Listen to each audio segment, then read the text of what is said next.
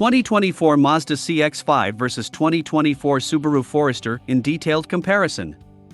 The 2024 Mazda CX-5 starting MSRP, $29,300 average price paid, $28,897 invoice, $28,567. The 2024 Subaru Forester starting MSRP, $27,095 average price paid, $26,942 invoice, $25,490. We have all sorts of Mazdas. Big ones, small ones, relatively affordable ones, expensive ones, but one which stands above the rest is the CX-5. That's because this midsizer does a lot of the heavy lifting for the Japanese brand, keeping it in the fight against titans like Toyota in the sales charts. If you're ready to feel old, this second-generation version of the CX-5 with its eye-catching design is now a whopping 7 years old, although it has been tweaked recently in 2022 to bring a few updates, as well as the addition of the variant we're looking at here, the Touring Active. So, the question we're wrestling with is whether this car's continued massive popularity is still warranted. Is this still one of the best midsize SUVs you can buy for your family, or should you be considering more recently arrived alternatives? Subaru Forester is a plethora of medium SUVs to choose from in our market, so what will make you notice the Subaru Forester 2.5 IS? It's second from the top for the e-petrol Forester lineup, has a decidedly spacious cabin, and probably most importantly, an affordable price point. It has some tough rivals, like the practical Nissan X-Trail, which you can now get with 7 seats, and the feature-heavy Skoda Karoq. Australia's darling, the Toyota RAV4, is also a contender. So, should you make like the snowfields and join forces with the Subaru? I've been driving it with my family of 3 to find out for you. Deep dive comparison. Verdict. Despite being far from the most modern option on the market, I'm surprised to see how well the CX-5 is holding up, particularly compared to more recently launched rivals when it comes to driving dynamics and cabin ambience. In fact, this car still feels so up to the task, it's hard to believe Mazda is already moving its styling upwards and onwards, with spiritual successors on the way like the CX-50 and CX-60. For now, it's hard to go wrong in the CX-5 range, and actually, the Touring Active is the value pick of the bunch if you're willing to do away with certain small luxuries which this design feels like it should have. The Subaru Forester 2.5 IS continues to impress me. It's a very practical family car with its features and use of space, but I like the price, too. Some of the old-school design aspects won't appeal to everyone, though. I also would prefer a more powerful engine, but this easily gets an 8.0/10 from me. My son liked his view this week and the big sunroof, he gives it a 7.0/10. Design. What has always sold the CX-5 is its understated but upmarket-looking design. Even after all these years, it oozes cool with its big trend-setting and deeply three-dimensional honeycomb grille, tasteful chrome highlights, and sleek light fittings, which of course are all elements now emulated by other brands. The recent update brought with it new shapely LED lights front and rear, a tweaked face, new wheel designs and some updated features for the interior. The 2023 model hasn't seen a facelift and remains decidedly curvy with its chunky body paneling, but the LED exterior lights add some sharpness to the overall look. The interior carries the muscular vibe with the thick cutaways and ledges on the dashboard and door panels. There's a lot happening inside, but it all somehow manages to not be overwhelming.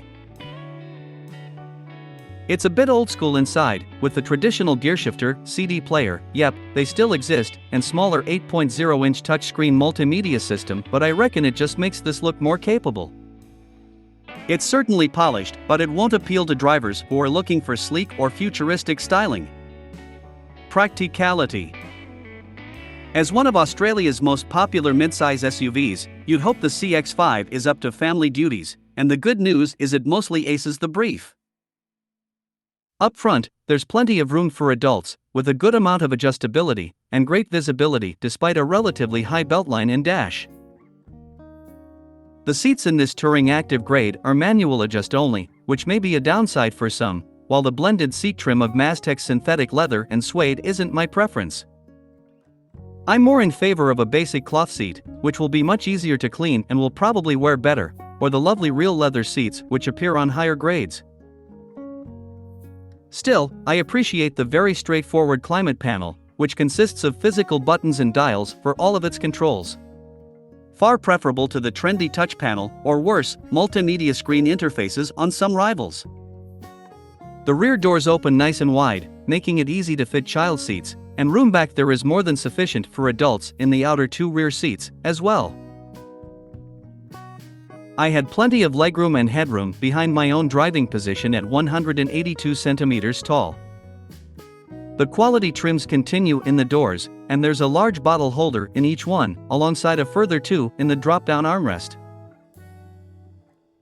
Interestingly, this part also has a flip-open tray with two USB 2.0 connectors, a tidy way to get power to the rear passengers, but one which can't be used if the middle seat is occupied. There are no additional outlets on the back of the center console, although there is a set of air vents back there. The boot measures in at 438 liters, which is not on the larger end for the midsize SUV space, and may cause some families to run into issues, particularly if they need to carry a pram on top of regular luggage. As it is though, it fit our Cars Guide demo luggage set with minimal room to spare. There is a space-saver spare wheel under the floor. The interior is downright practical and boasts more space than this SUV class can usually claim. At 168 centimeters, 5 feet 6 inches, I have plenty of head and legroom in both rows, even with the electric sunroof. Tall passengers will feel comfortable, too. Up front, the leather-accented seats are well padded and both are electric with heating function, but the passenger side misses out on additional lumbar support. Individual storage options are quite good with a deep middle console and glove box, plus 2 cup holders and a drink bottle holder in each door. The phone utility tray is a tad too small for my iPhone 8 Plus, which makes it awkward when you connect to the wired Apple CarPlay or Android Auto. The 8.0-inch touchscreen multimedia system is on the smaller side, but the graphics are super clear. It's not laggy either, which is always a bonus, and has built-in satellite navigation, too. There is an additional 4.2-inch screen on top of the dash plus the 6.3-inch digital instrument panel. Both display safety and vehicle information, but I found it confusing jumping between all three screens while on the go. Incorporating the smaller screen's info into a larger instrument panel would have been better. Charging options are good throughout, with each row getting 2 USB-A ports, but the front also enjoys 2 12-volt ports too. The back seat is almost as comfortable as the front, and individual storage is better than average with a map pocket and 2 device holders on the backs of both front seats. There are those drink bottle holders and 2 cup holders in the fold-down armrest. The amenities are a bit bare, but I do like that you have directional air vents and those USB ports. My 6-year-old and my parents found it super easy to get in and out of this car because of the 220mm ground clearance. The doors were a little heavy for my son to operate smoothly, but I love how they open to almost 90 degrees because it made it easy to fit my monster booster seat through the aperture. On that note, there are Isofix child seat mounts on the outboard seats and 3 top tether anchor points, and I reckon you might get lucky with 3 skinny seats.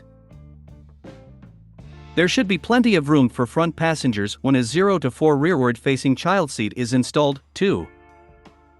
I really like how wide and tall the aperture is for the boot, but was surprised that it only has 498L of capacity because it looks a lot bigger. It has a level loading space, but because of the full-sized spare wheel, you can't adjust the floor level. And as always, it's great having a powered tailgate. Price and features. Since it arrived down under in 2022, the updated CX-5, thanks in large part to its ongoing popularity, is available in a long list of confusingly labeled variants. To be precise, there are now 11 different versions of this SUV, 2 basic front-wheel drive variants, and 9 all-wheel drive models with 3 different engine options. Despite the swish look, there are things missing here. For example, my partner was surprised the seats were manually adjusted in a car which looks this nice inside, and I have to agree. Plus, you have to spend significantly more to get into a version with the turbocharged engine. There's also no sunroof at this grade, nor is there a powered tailgate. There are 7 models in the petrol-based Forester lineup, and this sits second from the top, with a price tag of $46,340 before on-road costs. That puts it just under its nearest rival, the X-Trail SEL, $46,790, but makes it a fair bit more affordable than the Karoq Sportline 4x4, $49,490, and RAV4 XS, $52,585. There are two hybrid versions available, if you're looking for something a bit eco-friendlier.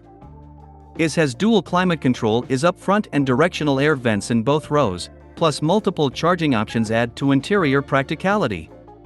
Its technology feels up to market with the graphics, however the packaging looks older, but more on that later. You do have to fork out a bit extra for carpet mats, $207.07, fitted, but otherwise, even the paintwork is included in the price tag.